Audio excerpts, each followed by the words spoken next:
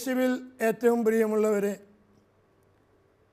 Goodness T വിയുടെ സഭയും സാക്ഷ്യവും എന്ന പരമ്പരയിലെ മറ്റൊരു എപ്പിസോഡിലേക്ക് മാന്യപ്രേക്ഷകരായ നിങ്ങളേവരെയും ഒത്തിരി സ്നേഹത്തോടെ സ്വാഗതം ചെയ്യുന്നു.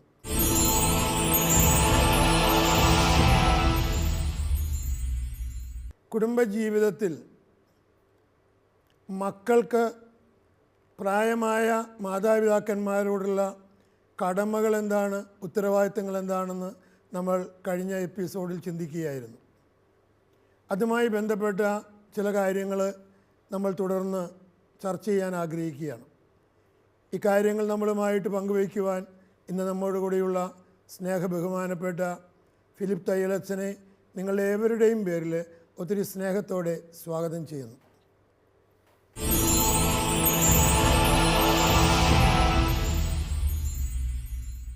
മാതാപിതാക്കന്മാരോട് ഈ മക്കൾക്കുള്ള കടമകളെക്കുറിച്ച് നമ്മൾ ചിന്തിക്കുകയായിരുന്നു. ഒരു വലിയ സത്യം അവശേഷിക്കുന്നുണ്ട്. ഈ മക്കൾ മാതാപിതാക്കന്മാരുടെ സ്വത്ത്, അവരുടെ അവകാശങ്ങളെല്ലാം പലരും എഴുതി വാങ്ങിച്ചിട്ടുള്ളവർ. ഇതൊക്കെ സ്വന്തമാക്കിയിട്ട് ശേഷം പലപ്പോഴും വേണ്ടത്ര ശ്രദ്ധ മാതാപിതാക്കന്മാർക്ക് കൊടുക്കുന്നില്ല എന്നുള്ള ഒരു വേദനാജനകമായ അനുഭവങ്ങൾ പല മാതാപിതാക്കന്മാരും പങ്കുവെച്ച അനുഭവങ്ങൾ ഞാൻ കേട്ടിട്ടുണ്ട്. എത്രയോ അനീതിപരമായ ഒരു അനുഭവങ്ങളാണ് ഈ മാതാപിതാക്കന്മാർ അനുഭവിക്കുന്നത് എന്നാണ് ചോദ്യം. അല്ല, അത് ചിലപ്പോഴെങ്കിലും ഒക്കെ സംഭവിക്കുന്നുണ്ടെന്നുള്ളതൊരു യാഥാർത്ഥ്യമാണ്. മക്കൾക്ക് വേണ്ടി ജീവിക്കുന്നു, തങ്ങളുടെ സ്വത്ത് മക്കൾക്ക് വീതം വെച്ച് കൊടുക്കുന്നു. പക്ഷേ സ്വത്തിൻ്റെ ഒരംശം, വളരെ ചെറിയൊരംശം മാതാപിതാക്കന്മാർ അവർക്ക് വേണ്ടിയിട്ട് മാറ്റിവെക്കുന്നു. അവരുടെ കുടുംബത്തിൽ അവർക്ക് വേണ്ടിയിട്ട് മാറ്റിവെക്കുന്നു. പക്ഷേ ചിലപ്പോഴെങ്കിലും സംഭവിക്കുന്നത് ഇങ്ങനെ മാറ്റിവെക്കുന്ന, തങ്ങളുടെ ഭാവി ഒക്കെ മുമ്പിൽ കണ്ടുകൊണ്ട്, ഭാവി കഴിഞ്ഞിട്ട് തങ്ങളെ നോക്കുന്ന മക്കൾക്കാണത് കിട്ടാനായിട്ട് പോകുന്നത്, തങ്ങളുടെ കാലശേഷം. അങ്ങനെയാണ് സാധാരണഗതിയിൽ മാതാപിതാക്കന്മാർ എല്ലായിടത്തും ചെയ്യുന്നത്. അവർ ചെയ്യാൻ ഉദ്ദേശിക്കുന്നതൊക്കെ അങ്ങനെയാണ്.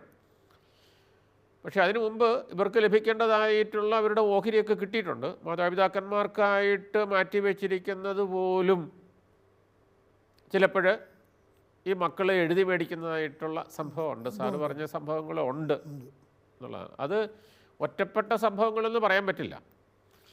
അത് സമ്പന്നരായിട്ടുള്ള മക്കൾ പോലും, അതുകൊണ്ട് സാമ്പത്തികമായിട്ട് വലിയ ബുദ്ധിമുട്ട് ഒന്നും ഇല്ലാത്ത മക്കൾ പോലും മാതാപിതാക്കന്മാർ തങ്ങളുടെ വാർദ്ധക്യത്തിൽ തങ്ങൾ വലിയ മറ്റുള്ളവരുടെ മുമ്പിൽ കൈനീട്ടാതെ ജീവിക്കാൻ തക്ക വിധത്തിൽ എന്തെങ്കിലുമൊക്കെ ബാങ്കിലിട്ടിരിക്കുകയോ അല്ലെങ്കിൽ വസ്തു ആകെയായിട്ട് മാറ്റിവെക്കുകയൊക്കെ ചെയ്തിട്ടുണ്ടെങ്കിൽ അതും വാങ്ങിക്കുന്ന മക്കളുണ്ടെന്നുള്ളതാണ്. എനിക്കറിയാവുന്ന ഒരു കുടുംബം എന്ന് പറയുന്നത് സാമ്പത്തികമായിട്ട് ആ മക്കൾക്ക് ഉള്ളതാണ്, മകനുള്ളതാണ്.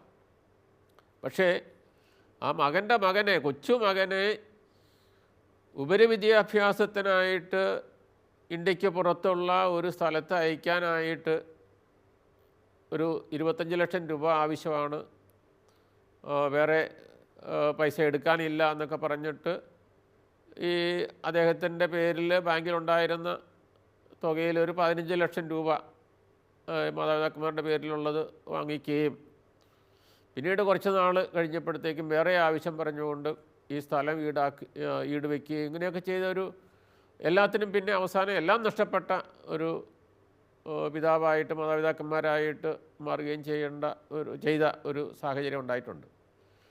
അത് ചിലയിടത്ത് സംഭവിക്കുന്നതാണ്. അതായത് പിന്നീട് എന്താണ് സംഭവിക്കുന്നതെന്ന് വെച്ച് കഴിഞ്ഞാൽ സ്വന്തം വീട്ടിൽ അന്യനെ പോലെ കഴിയുന്ന ഒരു അവസ്ഥ, ഇവരുടെ മരുന്നിന് പോലും ഒരു ഭിക്ഷ യാചിക്കേണ്ടതായിട്ടുള്ള ഒരു അവസ്ഥ ഒക്കെ ചില മാതാപിതാക്കന്മാർക്കെങ്കിലും ഉണ്ടാകുന്നുമുണ്ട്. അപ്പോൾ എന്നിട്ട് പിന്നെ അവസാനം എന്താണെന്ന് വെച്ച് കഴിഞ്ഞാൽ വേറെ മക്കളുണ്ടെന്നുണ്ടെങ്കിൽ അവർ കൊണ്ടുപോയിക്കോട്ടെ എന്നുള്ളൊരു ചിന്തയും എല്ലാം ചിലർക്കെങ്കിലും അങ്ങനെ തോന്നുന്നുണ്ട്. അപ്പോൾ അതൊരു സങ്കടകരമായിട്ടുള്ള കാര്യം തന്നെയാണ്. അച്ഛൻ ഇത് പറയുമ്പോഴേ ഇതിനേക്കാൾ വേദനാജനകമായൊരു സംഭവം ഈ അടുത്ത കാലത്ത് ഇവിടെ നടന്നു, കേരളത്തിലുണ്ടായതാണ്. അമേരിക്കയിൽ ജോലി ചെയ്യുന്ന മകനും കുടുംബവും, അമ്മയുടെ പേരിലാണ് വീട് അനേക ലക്ഷം, ഒരുപക്ഷെ കോടികൾ മതിപ്പുള്ള വീടാണ്. അമ്മ തനിച്ചാണോ താമസിക്കുന്നത്.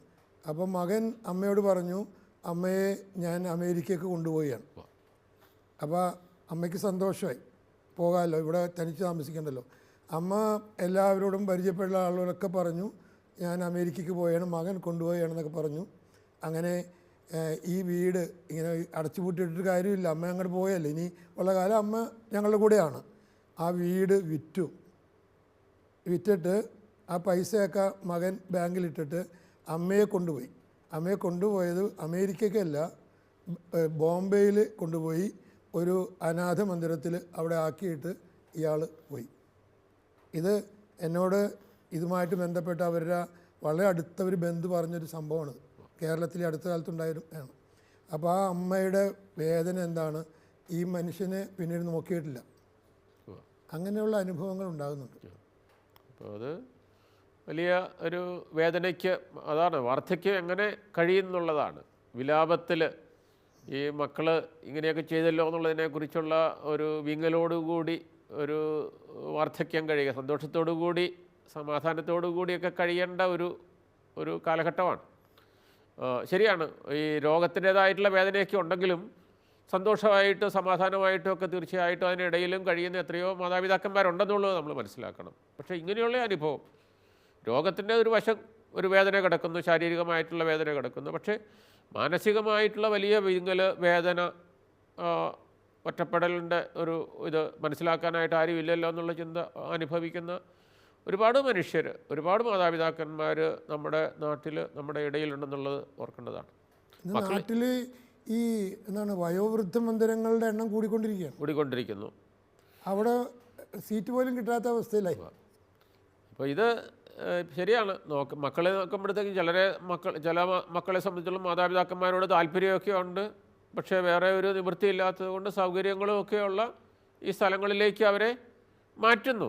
സൗകര്യങ്ങൾ നോക്കാനായിട്ടുള്ളതും അവരുടെ ഭക്ഷണം, അതുപോലെ തന്നെ വസ്ത്രം, വൈദ്യസഹായം, ഇതെല്ലാം ലഭിക്കുന്നതായിട്ടുള്ള 5 സ്റ്റാർ സൗകര്യങ്ങളുള്ള ഈ മന്ദിരങ്ങളുണ്ട്. വൃദ്ധരെ നോക്കാനായിട്ടുള്ള മന്ദിരങ്ങളൊക്കെ ഉണ്ടെന്നുള്ളത് ശരിയാണെങ്കിൽ ശരി. ചിലർ പറയും എല്ലാ സൗകര്യങ്ങളും ഉള്ളിടത്തേക്കാണ് എൻ്റെ അപ്പനെ അല്ലെങ്കിൽ എൻ്റെ അമ്മയെ ഞാൻ ആക്കിയിരിക്കുന്നത്. പക്ഷേ മക്കളുടെ സ്നേഹത്തിന് പകരമായിട്ട് വേറൊന്നും പറ്റില്ല.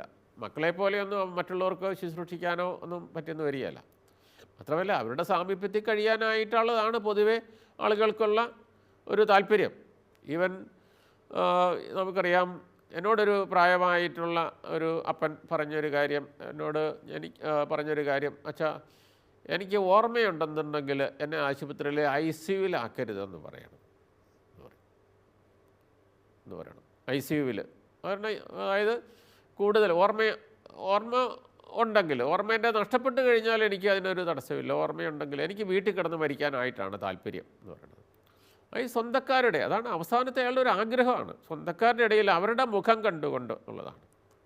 ICUവിൽ എന്താണ് കിടക്കുന്നത്, ആ മരണം കാത്തു കഴിയുന്ന കുറേ ആൾക്കാരുടെ ഇടയിൽ ആരുടെയും മുഖം കാണാതെ ഈ ലോകത്തിൽ നിന്ന് വിട പറയുന്ന ഒരു ചിന്ത, അതേക്കുറിച്ചുള്ള ഒരു ഭാവനയെ കണ്ടിട്ട് ആ മനുഷ്യൻ പറയുന്നതാണെന്നുള്ളതാണ്. അപ്പോൾ ഇങ്ങനെയുള്ള ചില അനുഭവങ്ങളൊക്കെ മക്കളും ഈ ഇങ്ങനെയുള്ള ചിന്തിക്കുന്ന അനുഭവങ്ങളുള്ള മാതാപിതാക്കന്മാരുണ്ടെന്നുള്ള കാര്യം മക്കൾ ഓർത്തിരിക്കേണ്ടതായിട്ടുണ്ട്. പിന്നെ മറ്റൊന്നുകൂടിയുണ്ട്, ഇതിലൂടെയാണ് അവർ കടന്നു പോകുന്നത്. അവരുടെ മുമ്പേ കടന്നുപോയ മാതാപിതാക്കന്മാരുടെ ജീവിതത്തിൻ്റെ പുറകെയാണ് ഇവർ പോകുന്നത്. ഇതേ ഒരു അനുഭവം അവർക്കും അധികം കാലം ആകാതെ ഒരുപക്ഷെ സംഭവിച്ചേക്കാം എന്നുള്ളൊരു യാഥാർത്ഥ്യം, ദൈവത്തിൻ്റെ മുമ്പിൽ ഒരു കണക്ക് കൊടുക്കണം എന്നുള്ളൊരു ബോധ്യം കൂടി അവർക്ക് ഉണ്ടാകുന്ന നല്ലതാണ്. അല്ല, അതാണല്ലോ യേശു പറഞ്ഞത്, നീ അളക്കുന്ന അളവ് കൊണ്ട് തന്നെ നിനക്ക് അളക്കപ്പെടും. ഇവരുടെ മക്കൾ ഇതൊക്കെ കണ്ട് പഠിക്കുകയാണ്. ഇതൊക്കെ പിന്നീട് ഒരിക്കൽ ഇതൊക്കെ ഇവർക്കും ചിലപ്പോൾ അനുഭവമായി തീരും. അപ്പോൾ അതുകൊണ്ട് ഒരു സന്തോഷത്തോടെ സംതൃപ്തിയോടെ എല്ലാം പൂർത്തിയായി എന്ന് പറഞ്ഞ് ഈ ലോകം വിട്ടുപോകാനായിട്ടുള്ള ഒരു അവസരം മാതാപിതാക്കന്മാർക്ക് മക്കൾ ഉണ്ടാക്കി കൊടുക്കണം എന്നുള്ളതാണ്. ഒരു ചോദ്യം കൂടെ, നമ്മളിപ്പോൾ പ്രായമായ മാതാപിതാക്കന്മാരോട് മക്കൾ ഇങ്ങനെയൊക്കെയാണ് ചെയ്യേണ്ടതെന്നൊക്കെ പറഞ്ഞു. ഈ വാർദ്ധക്യത്തിലെത്തിയ ഈ വൈദികരുടെയും സന്യാസികളുടെയൊക്കെ കാര്യത്തിൽ ഇതൊക്കെ തന്നെയല്ലേ വേണ്ട ശരിക്കും? ആരെങ്കിലും ഒക്കെ ഇവരെയൊക്കെ പരിഗണിക്കാൻ കൂടുതൽ ശ്രദ്ധിക്കേണ്ടതല്ലേ? അതൊക്കെ ലഭിക്കുന്നുണ്ടോ എന്നും? ഈ വാർദ്ധക്യത്തിലെത്തിയിരിക്കുന്ന ആളുകളുടെ പ്രയാസങ്ങൾ അല്ലെങ്കിൽ അവരനുഭവിക്കുന്ന ഒറ്റപ്പെടലുകൾ, അതിൻ്റെ അനുഭവം അത് സാധാരണക്കാരായിട്ടുള്ള ആത്മാരുടെ ഇടയിൽ മാത്രമല്ല, ഇത് ഇങ്ങനെ ഈ വൈദികരുടെ ഇടയിലും അതുപോലെ തന്നെ ഈ സന്യസ്തരുടെ ഇടയിലുമൊക്കെ ചുരുക്കമായിട്ടെങ്കിലും ഉണ്ട്. അതിൻ്റെ കാരണം എന്താണെന്ന് വെച്ച് കഴിഞ്ഞാൽ, നമുക്കറിയാം പണ്ട് ഇടവക വൈദികർ, എൻ്റെ ഇടവകയിലൊക്കെ അങ്ങനെയാണ്, പ്രായമായിട്ട് റിട്ടയർ ചെയ്തിട്ടുള്ള ഇടവക വൈദികർക്ക് വേണ്ടിയിട്ട് ഇടവകയിൽ തന്നെ മന്ദിരങ്ങളുണ്ടായിരുന്നു, വൈദിക മന്ദിരങ്ങൾ ഇടവകയിൽ. ഇപ്പോൾ എൻ്റെ ഓർമ്മയിൽ എൻ്റെ ഇടവകയിൽ റിട്ടയർ ചെയ്തിട്ടുള്ള 3 വൈദികർ 4 വൈദികർ, അവർക്ക് മുറിയൊക്കെ ഇടവക്കാർ ഒരുപക്ഷെ അവരുടെ വീട്ടിൽ നിന്നുള്ളൊരു വിഹിതം കാണുമായിരിക്കും, ചിലപ്പോൾ ഇത് നിർമ്മിച്ചു കൊടുക്കുന്നതിൽ എന്തെങ്കിലും കാണുമായിരിക്കാം. അപ്പോൾ അങ്ങനെ ഒരുമിച്ചാണ് താമസിച്ചിരുന്നെന്നുള്ളതാണ്. അപ്പോൾ അതുകൊണ്ടുള്ളൊരു ഗുണം എന്താണെന്ന് വെച്ച് കഴിഞ്ഞാൽ, അവരൊരു അനാഥത്വം അല്ലെങ്കിൽ ഒറ്റപ്പെടൽ അനുഭവിക്കുന്നില്ല. ഇടവക സമൂഹത്തിൽ നിന്നും അവർ ശുശ്രൂഷയൊക്കെ കഴിഞ്ഞിട്ട് അവർ വരുമ്പോഴും സ്വന്തക്കാരുടെ ഇടയിലേക്കാണ് വരുന്നത്, ഞങ്ങൾക്ക് പരിചയമുള്ള ഇടവക്കാരുടെ ഇടയിലേക്കാണ്. അപ്പോൾ അവിടെ ഈ എന്തെങ്കിലുമൊക്കെ ശുശ്രൂഷ ചെയ്യാൻ പറ്റിയവരാണെന്നുണ്ടെങ്കിൽ, അതിനുള്ള ആരോഗ്യം ഉണ്ടെന്നുണ്ടെങ്കിൽ അവിടെ കുമ്പസാരം കേൾക്കാനായിട്ടോ കുർബാന അർപ്പിക്കാനായിട്ടോ ഒക്കെ, അല്ലെങ്കിൽ അയൽവിടകളിലൊക്കെ പോകാനായിട്ട് പറ്റിയെന്നിരിക്കും. ഇനി അല്ലെന്നുണ്ടെങ്കിൽ കുടുംബത്തിലെ അംഗങ്ങൾ, കുടുംബക്കാർ ഇവരെ ഒന്ന് സന്ദർശിക്കുന്ന, ഇപ്പോൾ ആ പതിവ് അങ്ങോട്ട് മാറി. ഇപ്പം മാറിയിട്ട് എന്താ വെച്ച് കഴിഞ്ഞാൽ, ഇടവകളിൽ അതിനുള്ള സൗകര്യവും മറ്റൊന്നുമില്ല, കാലം മാറിയതനുസരിച്ചായിരിക്കാം. അപ്പോൾ അതിന് പകരം വൈദിക മന്ദിരങ്ങളുണ്ട്. ഈ പ്രായമായിട്ടുള്ള ആളുകൾക്ക് വേണ്ടി, വൈദികർക്ക് വേണ്ടിയിട്ടുള്ള റിട്ടയർമെൻറ്റ് ഹോംസ് ഉണ്ട്. അപ്പോൾ അവിടെയാണ് അവർ താമസിക്കുന്നതെന്നുള്ള കാര്യം. അപ്പോൾ അവിടെ ഈ പറഞ്ഞ പോലെ എല്ലാ സൗകര്യങ്ങളുമൊക്കെ, സാമാന്യ സൗകര്യങ്ങളൊക്കെ കൊടുക്കുമെന്ന് പറഞ്ഞാൽ ശരി, അപ്പോൾ സ്വന്തക്കാരുടെ ഇടയിലേക്ക് വരുന്നത് പോലെയുള്ള ഒരു അനുഭവം അവിടെ ഇല്ല എന്നുള്ളതും കൂടെ ഒരു യാഥാർത്ഥ്യമാണ്. സ്വന്തക്കാർ അപ്പം വല്ലപ്പോഴും വല്ലവരുമൊക്കെ വന്നെങ്കിലായി വൈദ്യസഹായമൊക്കെ കിട്ടുന്നുണ്ട് കേട്ടോ. മറ്റേ കുടുംബത്തിൽ അനുഭവിക്കുന്നത് പോലെയുള്ള ഒറ്റപ്പെടലിൻ്റെ തീവ്രതയൊന്നും ഇവിടെ ഉണ്ടാകുന്നില്ല. എങ്കിലും അങ്ങനെയുള്ള ഒരു സാഹചര്യമുണ്ട്. പണ്ട് ഈ ആശ്രമങ്ങൾ എന്ന് പറയുന്ന ഈ സന്യാസ ആശ്രമങ്ങളിൽ എല്ലാവരും കൂടെ പ്രായമായവരാണെങ്കിൽ ശരി, ആശ്രമത്തിൽ തന്നെയാണ് അവർ ഒരുമിച്ചാണ്. മറ്റുള്ള ആരോഗ്യമുള്ള അച്ഛന്മാരുടെ ഒപ്പം, മറ്റ് ശുശ്രൂഷകളിൽ ഏർപ്പെട്ടിരിക്കുന്ന അച്ഛന്മാരുടെ ഒപ്പം അവർ കഴിയുകയാണ്, പ്രായമായിട്ടുള്ള വൃദ്ധരായിട്ടുള്ള ആളുകൾ. ഇപ്പോൾ അതിനൊരു മാറ്റം വന്നിട്ടുണ്ട് പല സഭകളിലും.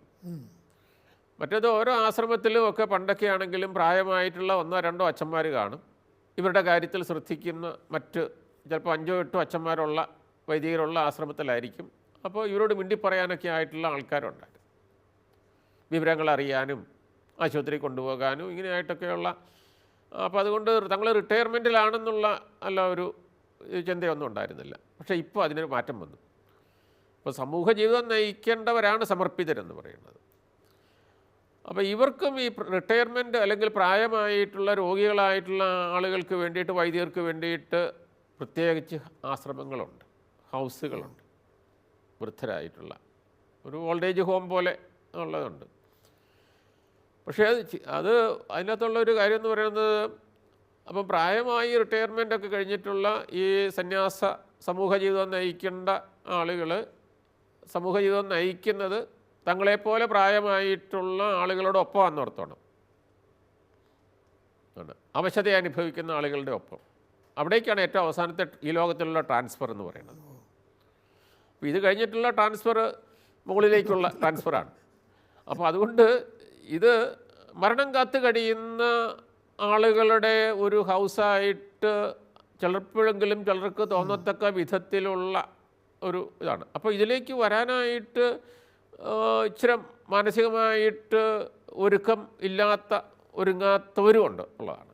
അതുകൊണ്ട് പക്ഷേ സഭയുടെ നിയമമൊക്കെ ആകുമ്പോഴത്തേക്കും അങ്ങനെ അങ്ങ് പോകുന്നവരുമുണ്ട്. ഇങ്ങനെ പ്രായാധിക്യമുള്ള ആളുകളെ മാറ്റി അവർക്ക് വേണ്ടി മാത്രമായിട്ടുള്ള ഒരു സ്ഥാപനം അല്ലെങ്കിൽ ഒരു സ്ഥലം അങ്ങനെ മനഃശാസ്ത്രപരമായിട്ടൊരു നല്ലൊരു രീതിയിലുള്ളൊരു കാഴ്ചപ്പാടല്ലല്ലോ.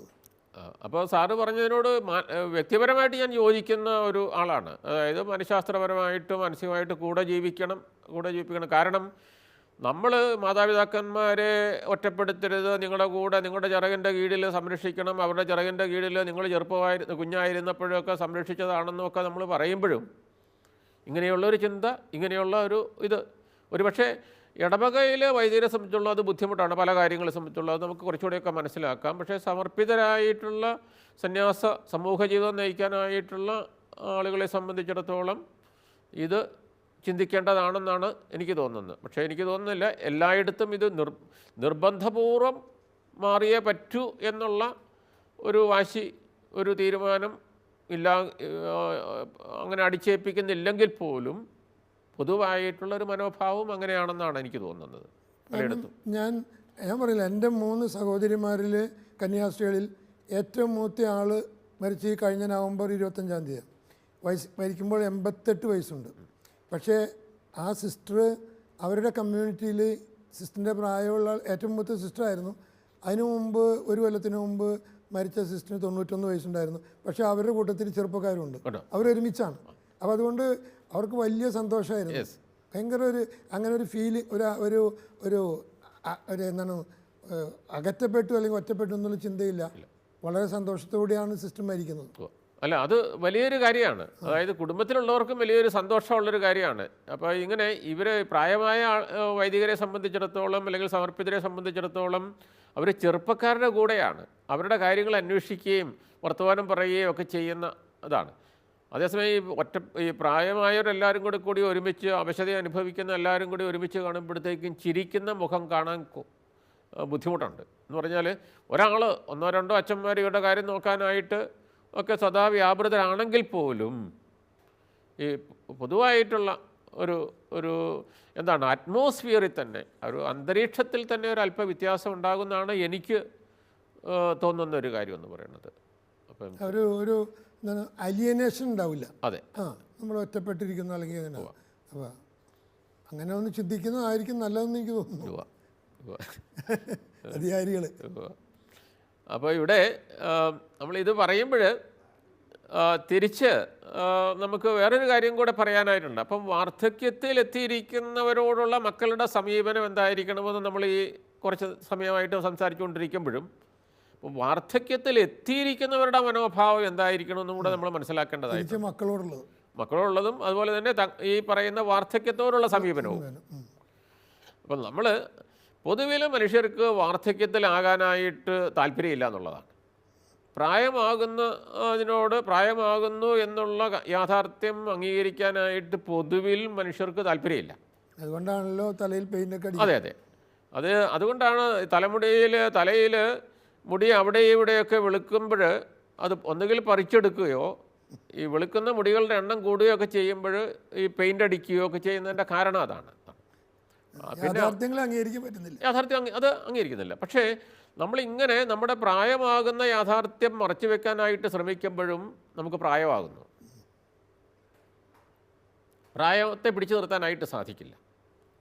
അപ്പോൾ ഇതൊരു യാഥാർത്ഥ്യമാണ് എന്നുള്ള ഒരു അംഗീകാരം, മാനസികമായിട്ടുള്ള ഒരു പൊരുത്തപ്പെടൽ ആളുകൾക്ക് ആവശ്യമാണ്.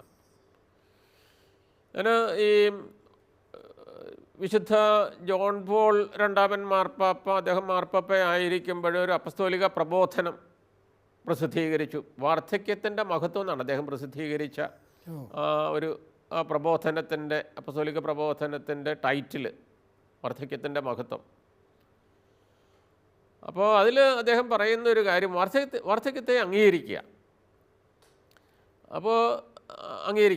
അപ്പോൾ ഈ പ്രബോധനം ഇറക്കുന്നതിന് തൊട്ട് മുമ്പായിട്ട് ഉണ്ടായ ഒരു സംഭവം, വത്തിക്കാനിൽ നിന്ന് റോമിൽ നിന്ന് പരിശുദ്ധ സിംഹാസനത്തിൽ ഒരു സംഭവം ഞാൻ ഓർക്കുകയാണ്. അതായത് അന്ന് ഞാൻ POCയിലാണ്, പാസ്റ്ററൽ ഓറിയൻറ്റേഷൻ സെൻറ്ററിലാണ്. അപ്പോൾ അവിടെ അന്ന് ശുശ്രൂഷ ചെയ്യുന്ന ഒരു ഫാദർ വില്യം നെല്ലിക്കൽ, അദ്ദേഹം അറിയുമായിരിക്കും. അപ്പോൾ അദ്ദേഹം വത്തിക്കാനിലായിരുന്നു, പക്ഷേ അന്ന് POCയിലായിരുന്നു അദ്ദേഹം. അതെ, മലയാള വിഭാഗത്തിൻ്റെ ഹെഡായിട്ട് കുറേ വർഷങ്ങൾ അദ്ദേഹം ഉണ്ടായിരുന്നു. അപ്പോൾ അന്ന് POCയിൽ ഇദ്ദേഹം അവിടെ ശുശ്രൂഷ ചെയ്യുകയാണ്. അപ്പോൾ അദ്ദേഹത്തിൻ്റെ ശുശ്രൂഷയുടെ ഭാഗമായിട്ട് അന്നും അദ്ദേഹം വത്തിക്കാൻ റേഡിയോയായിട്ടൊക്കെ ബന്ധപ്പെട്ട് നിൽക്കുന്ന ആളാണ്. വത്തിക്കാൻ തരംഗം എന്ന് പറയുന്ന ഒരു ചെറിയ ഒരു പീരിയോഡിക്കൽ എല്ലാ മാസവും പ്രസിദ്ധീകരിക്കുന്ന ഒരു പീരിയോഡിക്കൽ ഉണ്ട്. അപ്പോൾ അതിൻ്റെ സാമ്പത്തികമായിട്ട് അധികം ഒന്നും കോപ്പികളില്ല. പക്ഷേ അതിന് എന്തെങ്കിലുമൊക്കെ സഹായിക്കുന്ന എനിക്ക് തോന്നുന്നു വത്തിക്കാനോ മറ്റാണ് സഹായിച്ചുകൊണ്ടിരുന്നത്. അപ്പോൾ എല്ലാ മാസവും ഇങ്ങനെ വത്തിക്കാൻ തരംഗം എന്ന് പറയുന്ന ഈ ചെറിയ മാസിക അത് പ്രിൻ്റ് ചെയ്യുമ്പോൾ അതിൻ്റെ ഒരു കോപ്പി വത്തിക്കാനിലേക്ക് അയച്ചു കൊടുക്കണമെന്നുണ്ട്. അപ്പോൾ അതിൻ്റെ അന്നത്തെ മുഖചിത്രം എന്ന് പറയുന്നത് ജോൺ പോൾ രണ്ടാമൻ മാർപ്പാപ്പയുടെ മുഖചിത്രമാണ് എല്ലാ ലക്കത്തിലും ഉള്ളത്, ഒരേ. അപ്പോൾ അങ്ങനെ അയച്ചു കൊടുക്കുന്ന ആ സമയത്ത്, ഈ സംഭവം നടക്കുന്ന സമയത്ത് ജോൺ പോൾ രണ്ടാമൻ മാർപ്പാപ്പ വാർദ്ധക്യത്തിലെത്തിയിരുന്ന ഒരിതാണ്. നടക്കാനൊക്കെ ഇച്ചിരി ബുദ്ധിമുട്ടുണ്ട് ഉള്ള കാലമാണ്. അപ്പം വത്തിക്കാനിൽ നിന്ന് ഇങ്ങനെ ഒരു ഇത് ഇവിടുന്ന് പതിവ് പോലെ ഇങ്ങനെ ജോൺ പോൾ രണ്ടാമൻ മാർപ്പാപ്പയുടെ ചിത്രമുള്ള ഈ മാസിക അയച്ചു കൊടുക്കുമ്പോൾ അവർ ശ്രദ്ധിച്ച ഒരു കാര്യം എന്ന് പറയുന്നത് മാർപ്പാപ്പയായ കാലഘട്ടത്തിലെ അദ്ദേഹത്തിൻ്റെ ചിത്രമാണ്. നല്ല ചെറുപ്പക്കാരനായിട്ടുള്ള ചുറുചുറുക്കുള്ള മാർപ്പാപ്പയുടെ ചിത്രമാണ്. അപ്പോൾ അവരെന്ത് ചെയ്യുമെന്ന് വെച്ച് കഴിഞ്ഞാൽ അവിടെ വന്നൊരു എഴുത്തും ആ എഴുത്തിന് ഉള്ളിൽ ആ ഒരു എൻവലപ്പ് അതിൻ്റെ ഉള്ളിൽ മാർപ്പാപ്പയുടെ വാർദ്ധക്യത്തിലെത്തിയിരിക്കുന്ന ഒരു 4-5 ചിത്രവും ഫോട്ടോ അയച്ചു കൊടുത്തിട്ട് പറയുകയാണ്, ഇനി മേലിൽ വത്തിക്കാൻ തരംഗം പ്രസിദ്ധീകരിക്കുമ്പോൾ മുഖചിത്രമായിട്ട് കൊടുക്കേണ്ടത് മാർപ്പാപ്പ വാർദ്ധക്യത്തിലെത്തിയിരിക്കുന്ന ഈ ചിത്രമായിരിക്കണം. മാർപ്പാപ്പ തൻ്റെ വാർദ്ധക്യത്തെ അംഗീകരിച്ച് കഴിഞ്ഞു, പിന്നെ നിങ്ങൾ അംഗീകരിക്കാനായിട്ട് ബുദ്ധിമുട്ടേണ്ട കാര്യമില്ല എന്ന് പറഞ്ഞുകൊണ്ടുള്ള ചെറിയ ഉപദേശമായിട്ട് ഞാനിപ്പോഴും ഓർക്കുന്ന ഒരു കാര്യം. അപ്പം ഞാൻ പറഞ്ഞു വരിക, വാർദ്ധക്യത്തെ അംഗീകരിക്കാനായിട്ട്, ആ യാഥാർത്ഥ്യത്തെ അംഗീകരിക്കാനായിട്ട് വാർദ്ധക്യത്തിൽ എത്തുന്ന ആൾക്കാരെ അറിയാമല്ലോ, ഒരു 60 ആയി കഴിയുമ്പോഴത്തേക്കും ഏകദേശം ഒരു ചിന്തയൊക്കെ സാധാരണഗതിയിൽ 50 കഴിയുമ്പോഴത്തേക്കൊക്കെ ആകും ഒരു ഇതാണ്. അപ്പോൾ അത് അംഗീകരിക്കുക. അപ്പോൾ ഇതുവരെയൊക്കെ വളരെ കാര്യമായിട്ട് ഇടപെട്ടിരുന്ന രംഗങ്ങളിൽ നിന്നൊക്കെ പയ്യൊരു പിൻവാങ്ങൽ ബോധപൂർവം നടത്തേണ്ടതായിട്ടുണ്ട്. ഇപ്പം നമ്മുടെ പിന്നാലെ ഓടിയിട്ടുള്ളവന് അവൻ മുന്നിൽ കയറുന്ന ഒരവസരം കൂടിയാണ് ഒരു ഇതാണ്. അപ്പോൾ നമ്മൾ സൈഡ് കൊടുക്കുക, നമ്മൾ സൈഡ് ചേർത്ത് കൊടുക്കുക എന്നുള്ളതാണ്. നമ്മൾ തടസ്സം നിൽക്കേണ്ട കാര്യമൊന്നുമില്ല, വണ്ടി പോട്ടെ. അപ്പോൾ അങ്ങനെയുള്ള ഒരു ഇത് മനസ്സിനെ പൊരുത്തപ്പെട്ടുക. അപ്പോൾ നമ്മളെക്കാൾ സമർത്ഥരായിട്ടുള്ള, അപ്പം ചില കാര്യങ്ങൾ, ചില താക്കോലുകളൊക്കെ നമ്മൾ കൈമാറേണ്ടതായിട്ട് വരും എന്നുള്ളതാണ്. അപ്പോൾ ഇത് നമ്മൾ ഈ യാഥാർത്ഥ്യം നമ്മൾ അംഗീകരിക്കുകയും ഞങ്ങളെക്കാൾ സമർത്ഥരായിട്ടുള്ള ഒരു കാലം കഴിയുമ്പോഴത്തേക്കും നമ്മളെക്കാൾ അത് നമ്മൾ ഓർക്കേണ്ട, വാർദ്ധക്യത്തിലിരിക്കുന്ന ആൾക്കാർ ഓർക്കേണ്ടതാണ്. വൈദികരാണെങ്കിലും സന്യസ്തരാണെന്നുണ്ടെങ്കിലും ആത്മായരാണെങ്കിലും ഓർത്തിരിക്കേണ്ട, മക്കൾ തങ്ങളെക്കാളും പ്രാപ്തരായിട്ടുള്ള, എല്ലായിടത്തും ഞാൻ പോകണം, ഞാൻ എത്തണം, ഞാൻ ചെയ്താലേ ശരിയാകൂ എന്നുള്ള ഒരു ധാരണ ശരിയല്ലത്. അപ്പോൾ നമ്മളെക്കാളും നന്നായിട്ട് പ്രസംഗിക്കുന്നവർ, നന്നായിട്ട് കാര്യങ്ങൾ നടത്തുന്നവർ, അതിനുള്ള ആൾക്കാരുണ്ട്. അതുകൊണ്ട് മക്കൾക്ക് അല്ലെങ്കിൽ അത് നമ്മൾ അംഗീകരിക്കുക എന്നുള്ള വാർദ്ധക്യത്തിൻ്റെ ഒരു അംഗീകാരം ഇത് ആവശ്യമാണ്. അതുപോലെ തന്നെ മക്കളെയും ഈ മാറിയ സാഹചര്യങ്ങളെയും മനസ്സിലാക്കേണ്ടതായിട്ടുണ്ട്. ഈ പഴയ കഥകളുമൊക്കെ ഓർത്തിങ്ങനെ എൻ്റെ അപ്പനെ ഞാൻ എങ്ങനെ സംരക്ഷിച്ചു, എൻ്റെ കാലത്ത്, അതൊക്കെ ഇങ്ങനെ കുറച്ച് കഴിയുമ്പോൾ പ്രായമായി കഴിയുമ്പോഴത്തേക്കൊക്കെ മനുഷ്യർ പറയുന്നതാണ്. നമ്മൾ തന്നെ സംസാരിച്ച കൂട്ടത്തിൽ പഴയ കാലത്തെക്കുറിച്ചൊക്കെ ഒരുപാട് കാര്യം പറഞ്ഞു. പഴയ കാലത്ത് അങ്ങനെയായിരുന്നു, അതുകൊണ്ട് പഴയകാലം ഏതാണ്ട് വളരെ നല്ല കാലമായിരുന്നെന്നും അങ്ങനെയുള്ളൊരു കാലത്തിലേക്കുള്ളൊരു തിരിച്ചുപോക്കിനി ഒരിക്കലും ഉണ്ടാകുകയില്ലെന്നും ഈ കാലം കൊള്ളിയേലെന്നും ഒക്കെയുള്ള ഒരു ധ്വനി അറിയാതെ ഒരുപക്ഷെ എൻ്റെ ഭാഗത്തുനിന്ന് സാറിൻ്റെ ഭാഗത്തുനിന്നൊക്കെ ഉണ്ടായിട്ടുണ്ടാകും. ഇത് പ്രായമായിട്ടുള്ള ആളുകളുടെ ഒരു പൊതു സ്വഭാവമാണ്. അപ്പോൾ ഈ മാറിയ സാഹചര്യവും മക്കളുടെ സ്ഥിതിയും നമ്മൾ മനസ്സിലാക്കേണ്ടതായിട്ടുണ്ട്. അപ്പോൾ ഈ മാറിയ സാഹചര്യത്തോട് പയ്യെ പൊരുത്തപ്പെട്ടു പോകാനായിട്ടുള്ള ഒരു ചിന്തയും, എന്തുകൊണ്ടാണ് എൻ്റെ മക്കൾ അകന്നു പോയിരിക്കുന്നത് എന്നുള്ള, അല്ലെങ്കിൽ വിദേശത്തായിരിക്കുന്നത്, കാരണം അവർക്കൊരു ഭാവിയുണ്ട്, അവരുടെ മക്കൾ അവിടെയാണ്. അപ്പോൾ അവർക്ക് ഈ പറയുന്നത് പോലെ ഞാൻ കാണാനായിട്ട് ആഗ്രഹിക്കുന്നത് സമയത്ത് അവരെ കാണാനായിട്ട് പറ്റിയെന്ന് വരികയില്ല. അപ്പോൾ ഇവിടെ ഈ കാലഘട്ടത്തിൽ ക്രൈസ്തവ പുണ്യങ്ങൾ കൂടുതലായിട്ട് അഭ്യസിക്കാനായിട്ടുള്ളൊരു അവസരമാണ്. സ്വർഗീയ യാത്രയ്ക്കുള്ള ഒരുക്കം. സ്വർഗീയ യാത്രയ്ക്കുള്ള അപ്പോൾ ഇവിടെ പ്രത്യേകിച്ച് അവിടെയാണ് ആത്മീയമായിട്ടുള്ള ഒരു ഒരുക്കം എന്ന് പറയേണ്ടത് എന്നുള്ളതാണ്. അതായത് അവരുടെ ജീവിതത്തിൽ സൂര്യനെ പടിഞ്ഞാട്ടേക്ക് ചാഞ്ഞു കഴിഞ്ഞു, തലയ്ക്ക് മുകളിലൊന്നുമല്ല ഉള്ളതാണ്. അപ്പോൾ ഇവിടെ എമ്മാവുസിലെ ശിഷ്യന്മാർക്കുള്ള മനോഭാവമായിരിക്കണം, stay with the soul on, നാഥാ ഞങ്ങളോടൊത്ത് വസിച്ചാലും ഉള്ളതാണ്.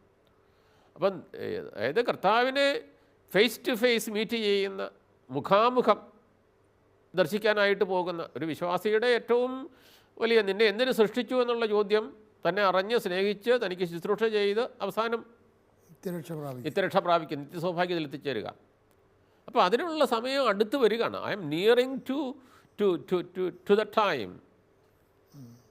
Of meeting the Lord face to face. അപ്പോൾ അത് ആവേശത്തോടു കൂടി ആണ്, അവിടെയുള്ളൊരു സമീപനത്തിൻ്റെ ഒരു കാര്യമുണ്ട്.